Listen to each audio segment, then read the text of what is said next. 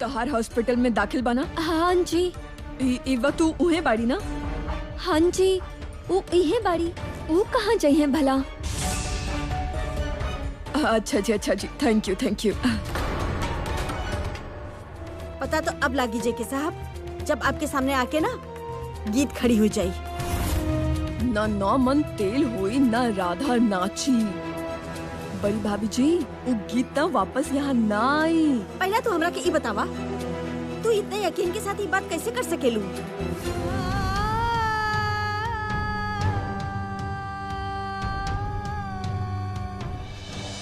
चला सब लोग, जौन काम बा जल्दी जल्दी कर ला। शुभ काम में देर ना होवे के ई चाहिए। जेकरा के शुभ कहा तानी ना जी के साहब, इससे बड़ा अशुभ तो कुछ हो ही ना सकेला। बड़ी भाभी जी, हाथ जोड़त आनी हम। आप प्लीज चुप रहिए, हमने सब कर ले, ठीक बा? चला गिन्नी, पर्ल चला।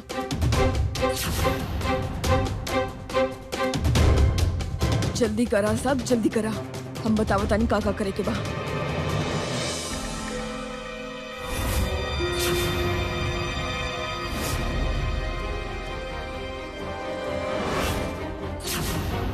हल्दी खातिर हल्दी तो पहले ही पिसल गई बा बुआ जी। वो तो पिसल बा, पर ये कैली गई। ली हमनी तब बात करत ही रह गई नी, और केहू आके हल्दी पीस के चल भी गई बा। वो तो हमके दिखत बा, बहुत बढ़िया पिसल बा और सजा के थाली में रखल भी बा। पर कैले के डिब्बी ही कैले हो की? हाँ, डिब्बी कैले हो की। डिब्बी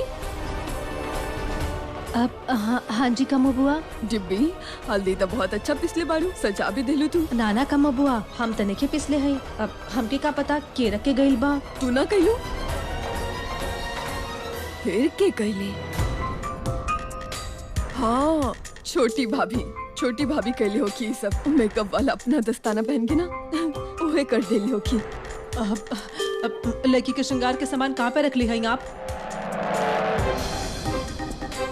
और साथ में ही का बा, हल्दी पीस भी देले हैं। ड्रामा मत करी छोटी भाभी, आप ही कैले बानी ना ये। ली हम तो पहले ही मना कर देले रानी, हम कैसे पीस दे भी? मजाक मत करी छोटी भाभी, सच बताई। हम सच्ची करल बानी कमो दीदी, हम नहीं पिसले हैं। अगर आप ना कहनी, डिब्बी भी ना कहले, फिर ही हल्दी के पिसले? बड़ भाई साहब हेने आई जरा। का भइल कम्मो? अब तारा का करावे के बाजी के भैया से? डायमंड भाई साहब, हमने यहाँ आके देखनी हल्दी पिसल बा और सजा के भी रखल बा, पर केहू मानत ही ना बा कि हल्दी के पिसले बारे। पता ना के पिसले हा। अरे हमनी में से ही होई कोई। अरे बतावा कौन मिलैले बानी? हमनी में से भी केहू नहीं मिलेले। अरे फिर कौन मिला गई हल्दी? उहे तो हमने के भी ना पता बा।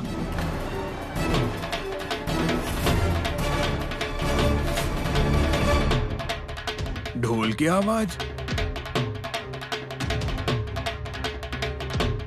मॉम, ये ढोल की आवाज कहाँ से आवत बा?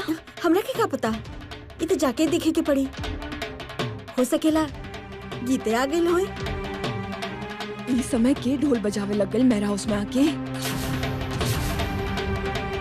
चला देखल जाई। हमरा के लगा था हमार गीते आ गई बा। वो कैसे आई? तो कोनो ढोली होई, ओकर पता लगल होई कि मेरा हाउस में शादी बा।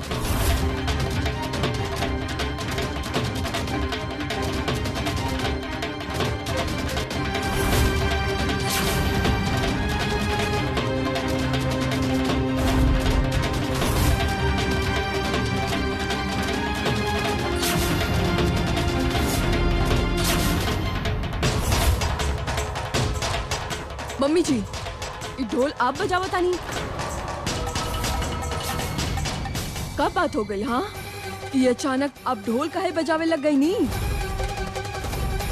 हमके तो लगल कहीं गीत ना आ गई हा। अगर कहीं गीत ढोल बजावत रहती ना, तो सबसे पहले ओकर ढोल पर हम भंगरा कैले रहती।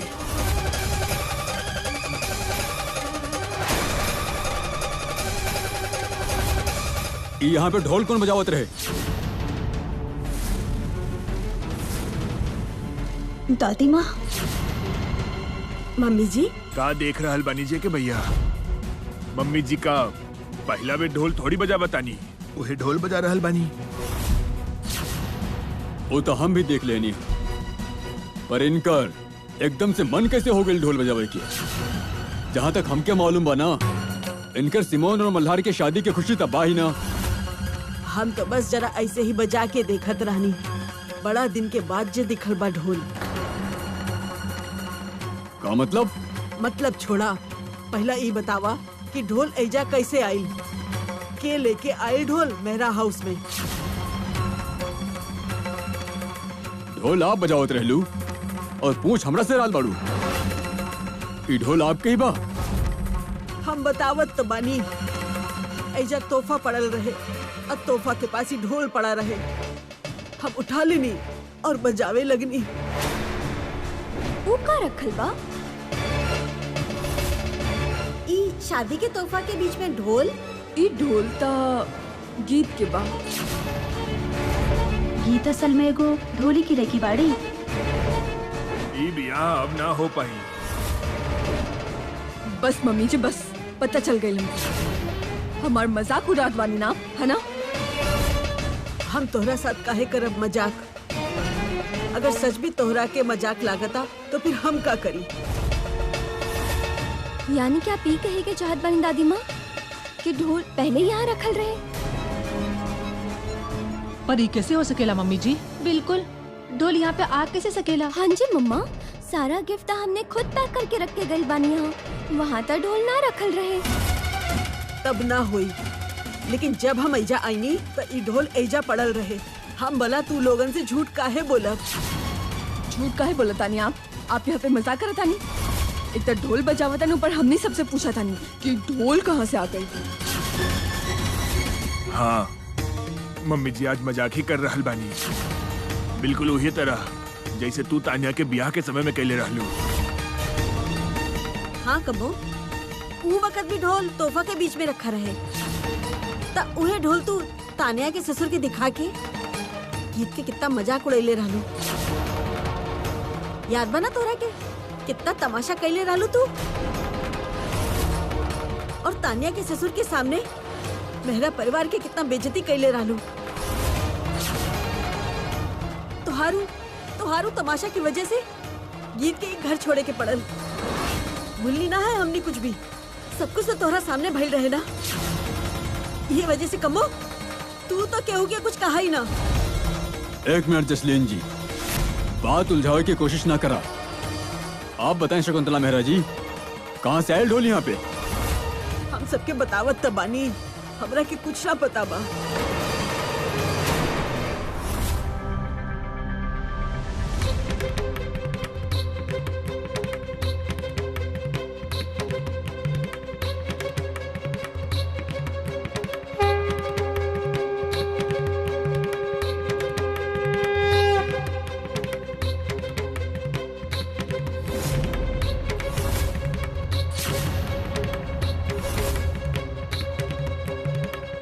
ये हमार घर बा चांद जी, और आप माता रानी के सामने हमार मांग में सिंदूर डाल के अपना बनेले रहले।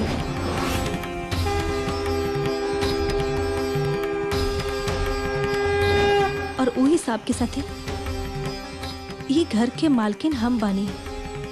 ये हमार घर बा और हम अपन घर के ऊपर कब्जा क्योंकि नहीं करे देब हम। आप पे हक सिर्फ चांद जी, सिर्फ हमार बा, सिर्फ हमार। और अब हम आ गए बानी। अब हम अपन प्यार खातिर, अपन घर के खातिर, अपन परिवार के खातिर लड़ब, जरूर लड़ब।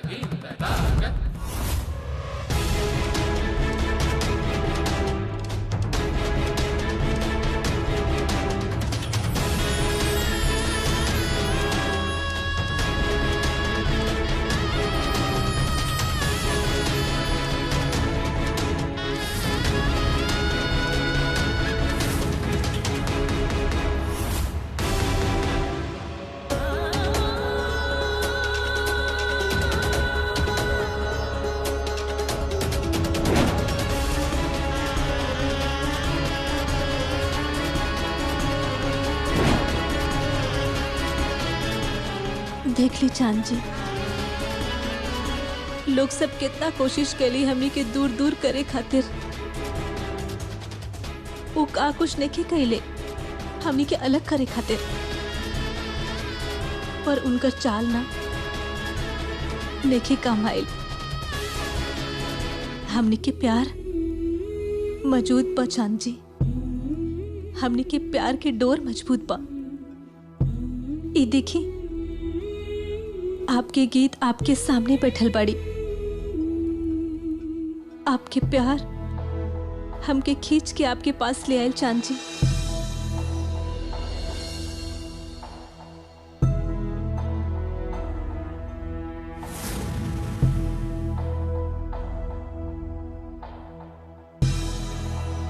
गीत और मल्हार के केहू अलग नहीं कर सकेला।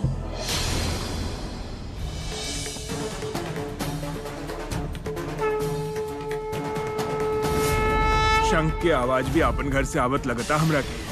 मल्हार के कमरा से आवत आई शंख की आवाज। और मल्हार ब्रो के गाल पे का बा? हल्दी लागल बा ओकर गाल पे। अब मल्हार के गाल पे हल्दी कौन लगा देलस?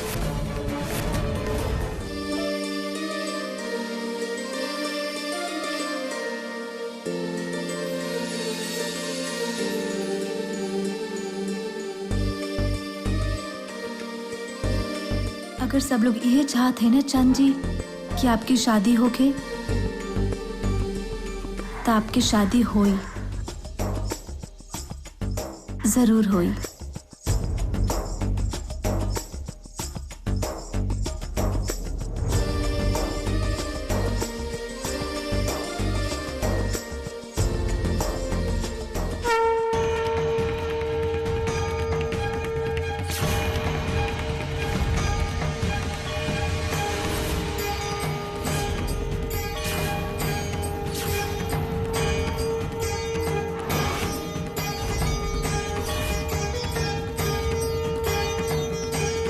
पहले ढोल और अब शंख।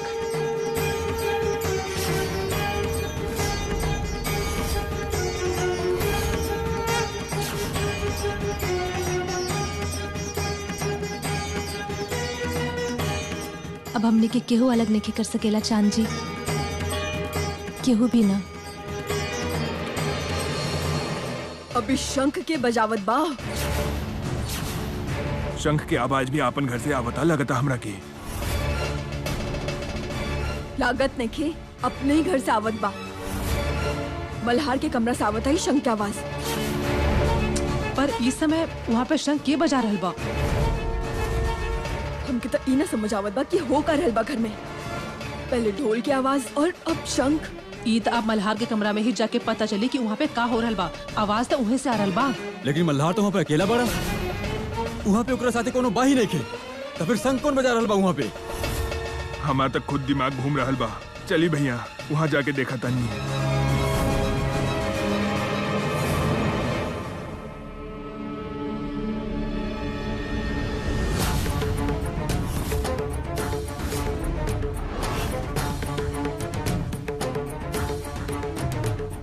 मल्हार ब्रो तो सुतत बाड़े।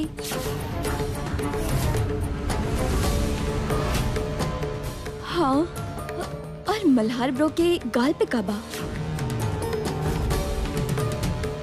दिखत ना बा, ध्यान से देखा। हल्दी लागल बा ओकर गाल पे। अब मल्हार के गाल पे हल्दी कौन लगा देलस?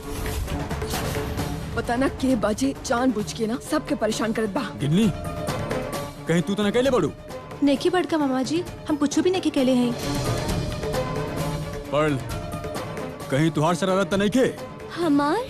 पर हम तो आपके साथ ही रहनी ना नीचे। हमार शरारत कैसे हो सकेला? हमके कुछ ना पता। ना हमके ये पता कि ढोल कहाँ से आए, ना हमके ये पता कि मल्हार ब्रो के गाल पे ई हल्दी के लगैले। आप कुछ बताएं जसलीन जी, का हो रहल बाई? आप हमरा के काहे पूछा तानी? हमो के तो उतना पता बा जितना आपके। हमें तक खुद समझ में नहीं क्या बता। यहाँ होकर रहल बा, ये मेहरा हाउस बा कि भूतों के घर बा, कुछ पता ही नहीं कि चलता कहाँ कहाँ हो रहल बा। हमके पता बा डायमंड, जसलीन जी के भी सब कुछ मालूम बा। बताएं जसलीन जी, वो ढोल यहाँ पे कैसे आई? हमरा के ना पता बा। तो फिर आपके ये भी नहीं के मालूम कि मल्हार की हल्दी क्या लगे बड़ा? आप बार बार हमरा से एक ही बात पूछिए तो हम बार बार एक ही जवाब दे। कि अगर हमरा के पता हो तो हम आपके बता ही देती। ठीक बा, फिर मल्हार से ही पूछ लेते हैं। मल्हार, मल्हार!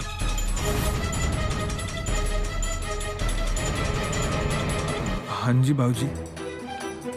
तू छोड़ा, तो हमके पहले ये बतावा, तो हर गाल पे हल्दी क्या लगे बा? हल्दी लगल बा? हाँ। हल्दी कहाँ से आई?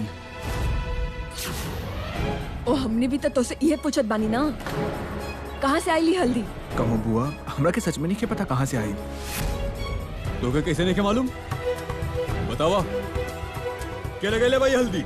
बाबूजी, हम सच बोले तानी, हम अभी आपके सामने तो उठल बानी। हमरा सच में नहीं के पता ही हल्दी के लगेली बानी।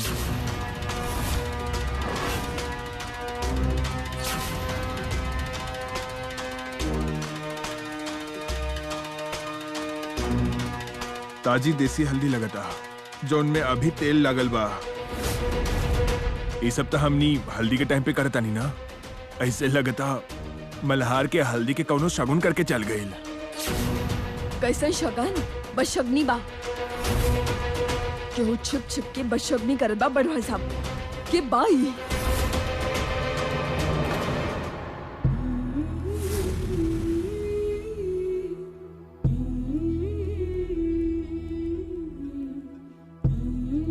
गीत कहत रहली, ये ढोले ओकर पहचान बा। ओकरा के मान हुआ था जब लोग ओकरा के गीत ढोली कह के बुलावेनी। बड़ा गुड़ी रहली, बड़ा साफ हाथ चलत रहे ओकर ढोल पे।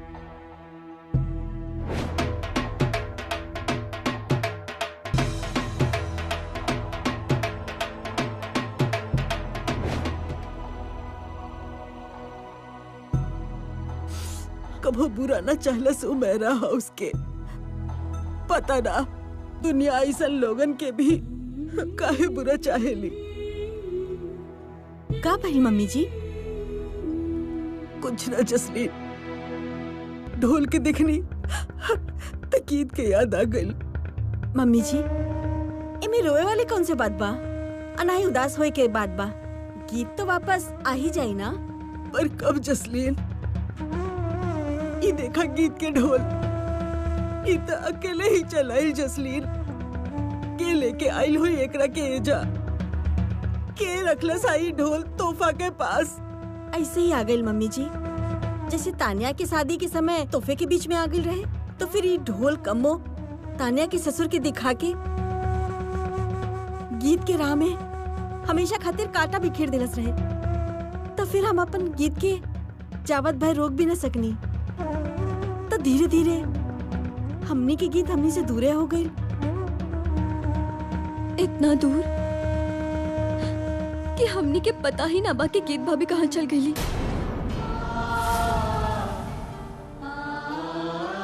खो ही गई उता।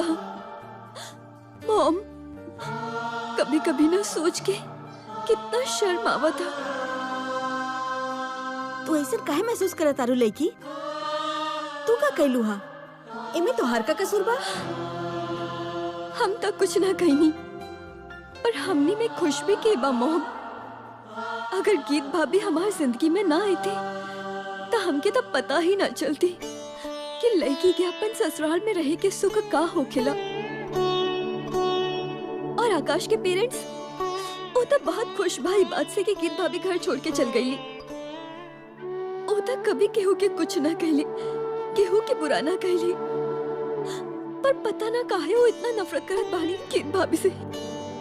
मॉम आप बताएं, आपके लागत बाकी कि गीत भाभी प्रॉपर्टी खाते पापा पे केस करिए। ये हमरा के का पूछा तारू तानिया? ये तो तू अपन पापा से पूछा। जेकर अकड़े इतना बड़ा बा, केहू छोटा मोटा बात कह दे, राशन पानी लेके तो ओकरा सर पे ही चढ़ जाले। एकर कोनो कसूर नहीं खे जसलीन। ये खानदान के तक खूने ऐसन बा। तू तो सिर्फ जेके के देखलू है ना। हम तो जिंदगी काट देनी हाई घर में। एकर बाप दादा सबके देखनी है हम। उनकर भी ये हाल रहे। करी दादी माँ, अब इस सब बात करे के टाइम ना बा। अब करे की काबा ये सोची, अब तो मल्हार ब्रो के हल्दी भी लग गई। ये तो हम सोचतानी कि हल्दी ऐसे थोड़े ना लगेली। हल्दी में तो सारा परिवार शामिल होला। तो फिर मल्हार सोवत रहे तो ओकर गाल पे हल्दी के लगा देलस।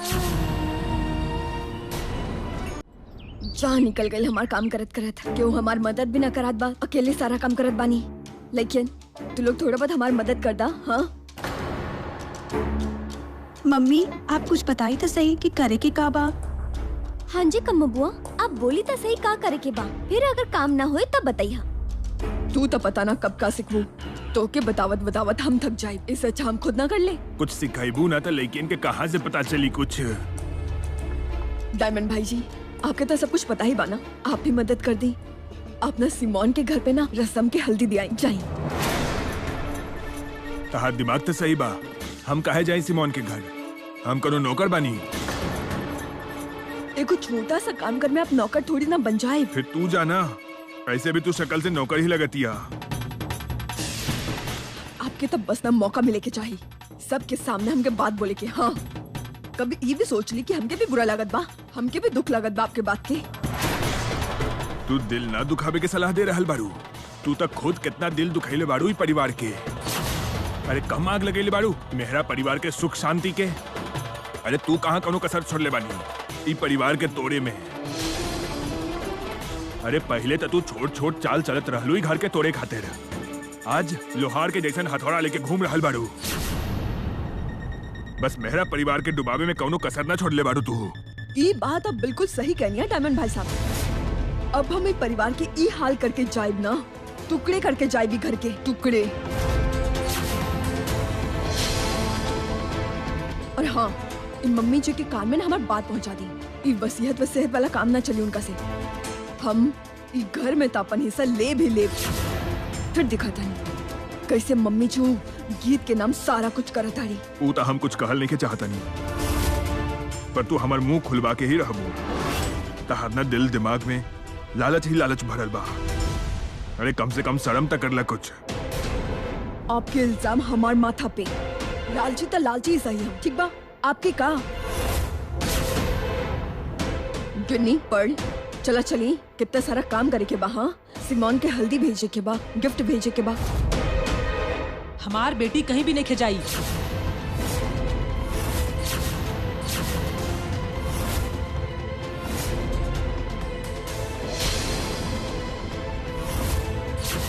का कहनी आप छोटी भाभी? काहे सुनाई नहीं के दिहल का? पर हमार बेटी बड़ी और आपके ही पाप में तोहार साथ नहीं दियू। आज कैले बारू बात तो रूबी। आई डायमंड भाई साहब आ जाए। आप भी हाथ मिला ली छोटी भाभी जी से।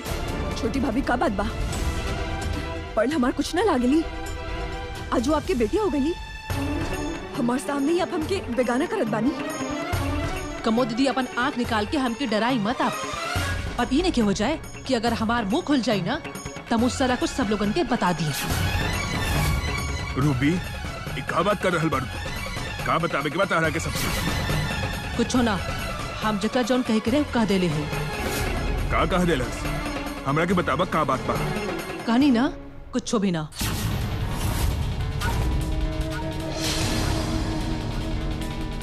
रूबी हमरा के बतावा का कह देलू तू?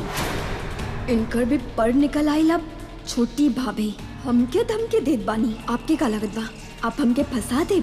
हम भी कम्मो बानी कम्मो। जे शुरू करत बानी ना ओकरा के कोनो हाल में पूरा करेनी, कोनो हाल में। का भइल मम्मी जी? कुछ ना भाई, तो अभी तक यही खड़ा बारू। हल्दी भेजे के बाद सिमोन के घर पे, तोहफा भेजे के बाद, प्रबंध करे के बाद। हाँ चला चला जल्दी चला। कम्मो कम्मो का करल बारू तू? अरे जल्दी जल्दी हल्दी भेजे के प्रबंध करा। कार आ गइल बा। हाँ जी बड़ भाई साहब बस वही करत बानी। गिन्नी बेटा चला आजा। बाबूजी बाबूजी गीत के कुछ पता चलल? अरे तू अभी भी गीत के पीछे पड़ल बाड़ा। गीत के पीछे काहे पड़ल बनी? तो और केकर पीछा पड़ी बाबूजी? गीत हमार वाइफ बिया। गीत तुहार वाइफ रहे बाने के आज शाम के सिमोन तुहार वाइफ बन जाई। ये अब का कह रहल बनी बाबूजी? यह हम तोरा के कहे के चाहे नहीं कि आज शाम के तुहार शादी सिमोन से हो जाए। अब तुहार जौन कुछ सब कुछ बा बस सिमोन ही भी। अब तू अपन सारा जिंदगी सिमोन के साथ ही कटवा। पर बाबूजी हम बस गीत से प्यार करत हनी। हमरा खातिर जो कुछ भी बा हमार गीत बिया। ओकर तक खुद के पता नहीं खे। पता ना कहाँ चल गई बिया हमरा के अदालत के चक्कर काटे खातिर छोड़ के। ना हम ये बात मान ही ना सकेनी। बाबूजी बाबूजी गीत जरूर कोनो मुसीबत में हुई है। ना तो वही घर छोड़ के जा ही ना सकेनी और ना ही वो जायदाद में अपन हिस्सा मांग सकेनी। गीत भाभी जरूर वापस आई। गीत वो अभी घर में कभी भी वापस ना आई। फिर शर्त रहे, अगर हम ही शर्त हार गई नी ना तो हम मेहरा हाउस में कभी अपन मुंह ना दिखाई। तो के पता बा मल्हार, आज तू अपन बहन की बोली बोल रहल बड़ा। तो के पता बा कि तुहार बहन भी हमरा से शर्त लगैले बिया। और हम अपन शर्त पे आज भी कायम बानी पापा।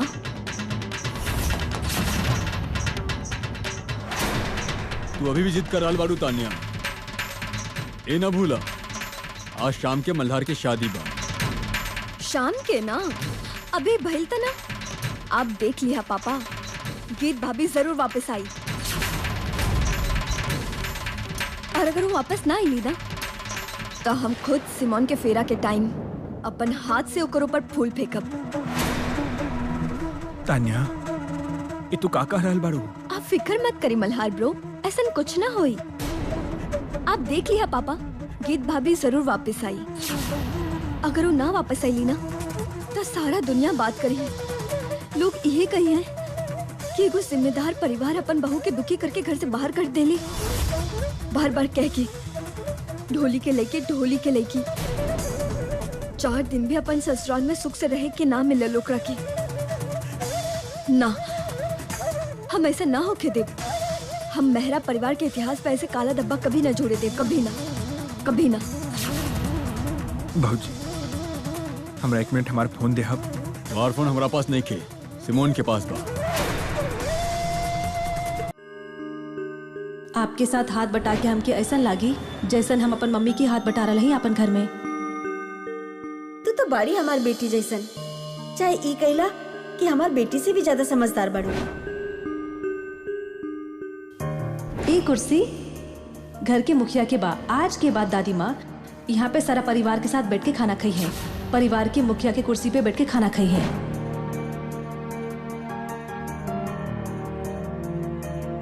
का भइल जसलीन? तू तो हमरा के समझावत रहलू, आज खुदे बुखार चढ़ा के बैठलू है।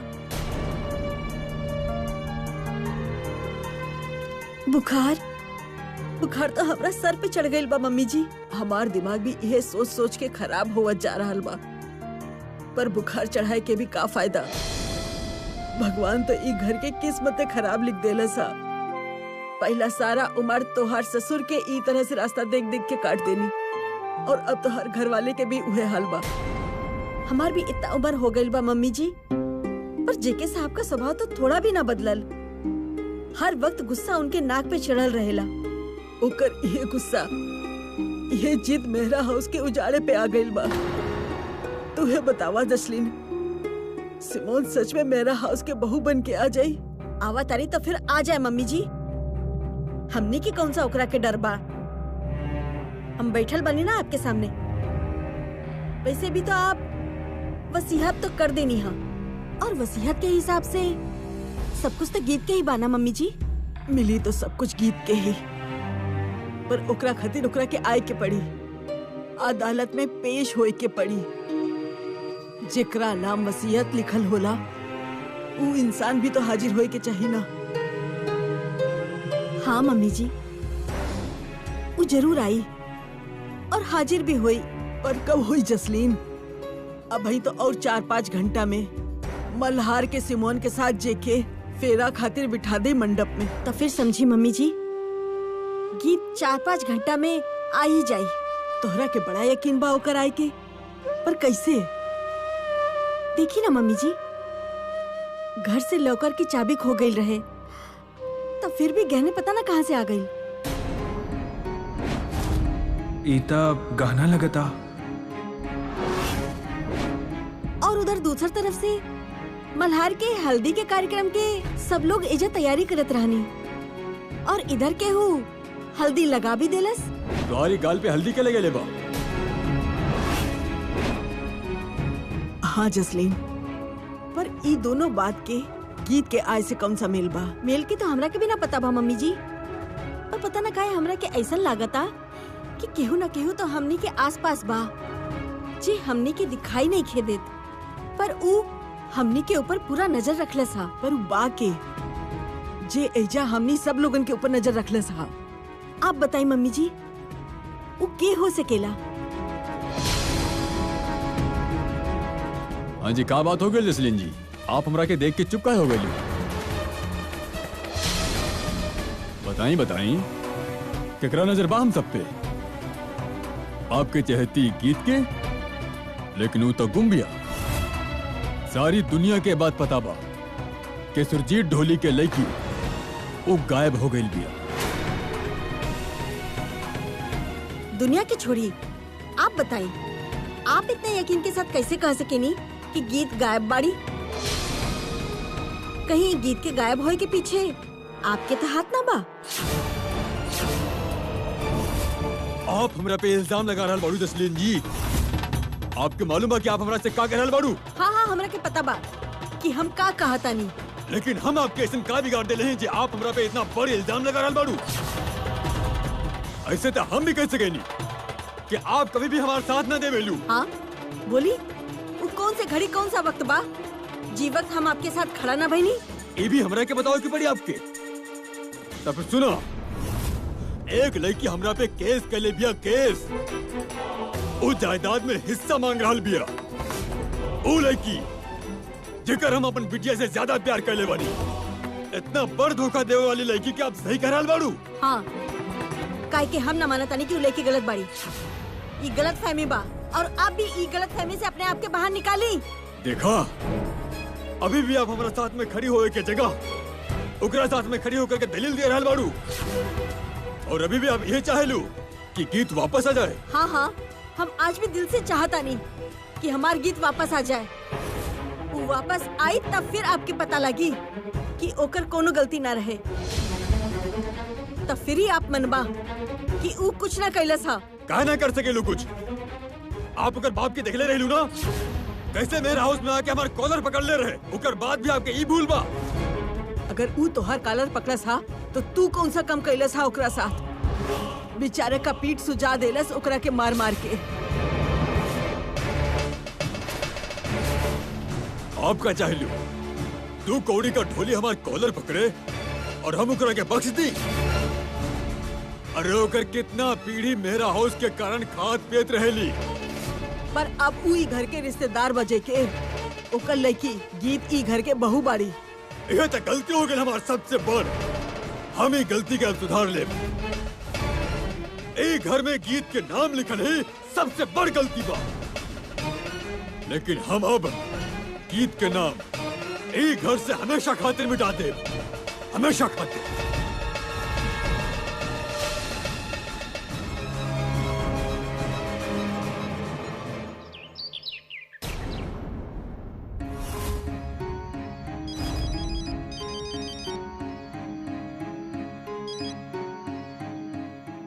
हेलो, अरे कुछ बोला तो सही। हेलो हेलो, के? अरे भाई कुछ बोला तो सही। ई लड़की की आवाज बा, ई रो काहे रहल बाड़ी? पर के हो सकेली? हेलो,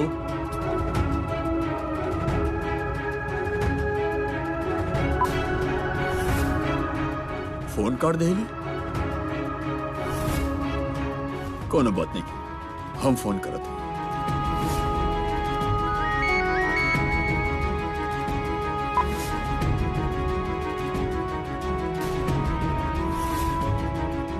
अब फोन बिजी आ रहा है। पापा जी, अब हम आपके कैसे बताएं कि हमार कोनो कसूर नहीं बा, हम कुछ भी नहीं केले हैं, कुछ भी नहीं चाहिए हमके जायदाद में से। हम आपके उहे गीत बानी, उहे बहू जकरा कि आप अपन बेटी से भी ज्यादा प्यार करत रहले। पापा आप केकरा के फोन करत रहनी? आवाज ना आवत रहे, हेलो हेलो भी ना आवत रहे।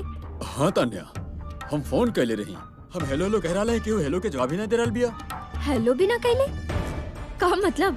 एगो लड़की की आवाज आवता, वो रो रहल बिया लेकिन बोल ना रहल बाड़ी। कोनो लड़की रही? खैर तू छोड़ा, तू बतावा का कहे के रहे? ओ हाँ, हम क्या आपके पूछे करे कि मल्हार ब्रो के तैयार करी? मल्हार अभी तक तैयार ना भइल बाड़ा। ओहे तो बात बा पापा, सारा काम हो गई, शादी के सारा तैयारी हो गई, पर असली काम तक ये को याद ही ना बा। शादी वाला लड़का के तैयार करी? कोनो बात नहीं, तू चिंता ना करा, मल्हार के बाबूजी ओकर खुद तैयार कर दी है। पर पापा मल्हार ब्रो मान जाइए शादी खातिर? हमके ना लागत बा क्यों मानी है। तान्या बिल्कुल सही कहत बाड़ी चाचा जी, मल्हार ब्रो तैयार होके से मना कर देनी। एक कैसन जिद बा, आज ओकर शादी बा। ई त आप करल है बड़का मामा जी, बट मल्हार ब्रो त शादी के मंडप में आवे खातिर तैयार ही नहीं के बड़े। वो तो क्या मना कर सकेला, हम जाके देखत कैसे न जाई शादी के मंडप में। हम ओकर अपन हाथ से तैयार करके शादी के मंडप के अंदर लेके जाए।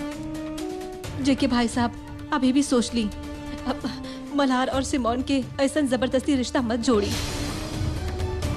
हाँ जी पापा, ऐसा धोखा मत करिए उनका से। ऐसा जबरदस्ती कहला से कब तक चली और कैसे चली? अब तो खुद समझदार बानी। कुछ न हुई, आज ही शादी हुई और अब सारा उम्र ई रस्म निभाई जाई।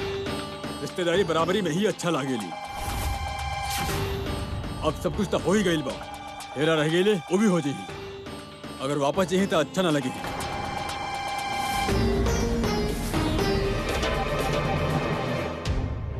तान्या, हमके तो लागत बा तुझे के भाई साहब के साथ लगाइल शर्त हार ही जेबू। देखा तोहार गीत भाभी अभी तक नहीं आईली। ना चाची जी, हम शर्त जरूर जीतब, गीत भाभी जरूर वापस आई। अब देख लिया सब।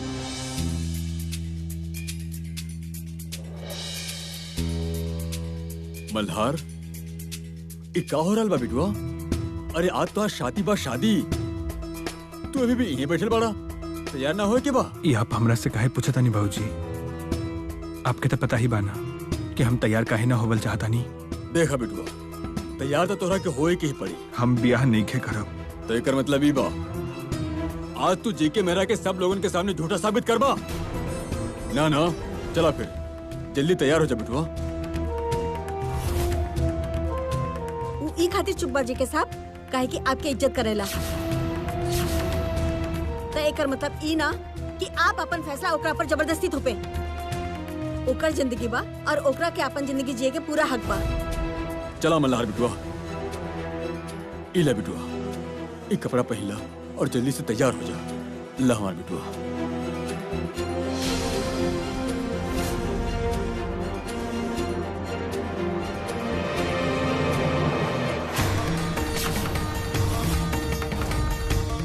ना ही तो हम तैयार हो और ना ही हम कोनो ब्याह करब।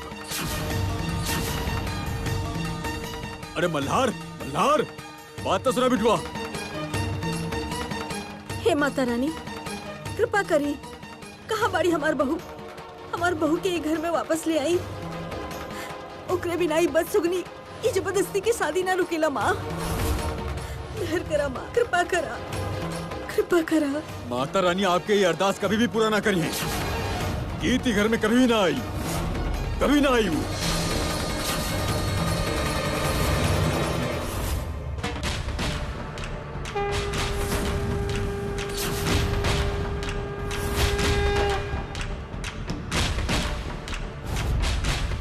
माता रानी, हमरा तक गीत से प्यार भी आपके सामने भइल बा और फिर हम अपन प्यार के इजहार भी आपके सामने ही कैले रहनी।